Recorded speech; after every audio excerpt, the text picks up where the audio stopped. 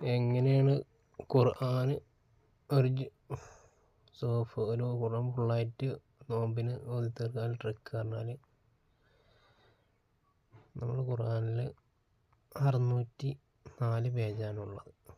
114 സൂറത്തുണ്ടെങ്കിലും 30 ജുസുണ്ട്, 114 സൂറത്തുണ്ട്, 604 പേജുണ്ട്. അപ്പം എന്ത് ചെയ്യുക, നമ്മൾ ഈ പേജുകളെ ഡിവൈഡ് ചെയ്യാം കാൽക്കുലേറ്റർ വെച്ചിട്ട്.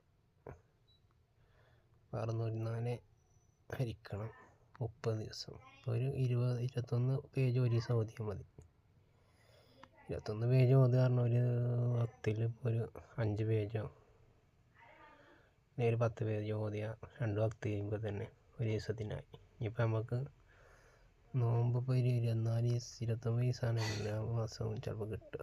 അങ്ങനെയാണെങ്കിലും 22 പേജ് ഒരു ദിവസം ഓതേണ്ടി വരും. ഇത്രേ ഉള്ളൂ. ഖുർആൻ ഓതി തീർക്കുക പറഞ്ഞാൽ വലിയ സംഭവമൊന്നുമല്ല, നമ്മൾ പരിശ്രമിച്ചാൽ ചെയ്യാവുന്നതേ ഉള്ളൂ.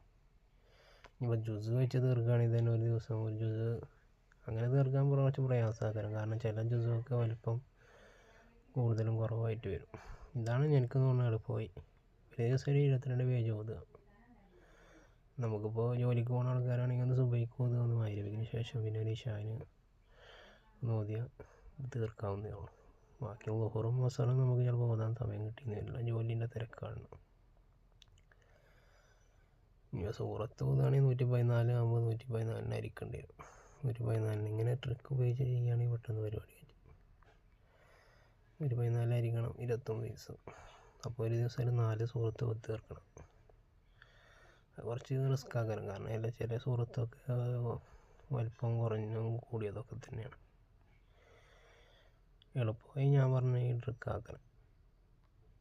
ഇങ്ങനെയാണെങ്കിൽ ഒരു റമദാൻ ചിലപ്പോൾ നമുക്കൊരു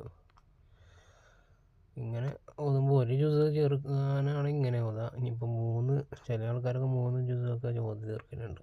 അപ്പോൾ 3 ജുസ് ഓതി തീർക്കണമെങ്കിൽ 604 ആയിരിക്കണം. 10 ദിവസമാണ് കിട്ടുക. ഒരു ദിവസം 60 പേജൊക്കെ വേണം. അത് ജോലിക്ക് പോകുമ്പോൾ കുറച്ച് സാധ്യമാകുമെന്ന് എനിക്ക് തോന്നുന്നില്ല. ഒരു ജുസൊക്കെ ഓതി തീർക്കുകയാണ് ഏറ്റവും നല്ലത്. കഴിയുന്നവർക്ക് 3 ജുസും 4 ജുസൊക്കെ തീർക്കാം. ചിലവർ ഒരു ജുസ് തന്നെ തീർക്കലില്ല. അപ്പോൾ എല്ലാവരും ഒന്ന് ട്രൈ ചെയ്ത് നോക്കാം.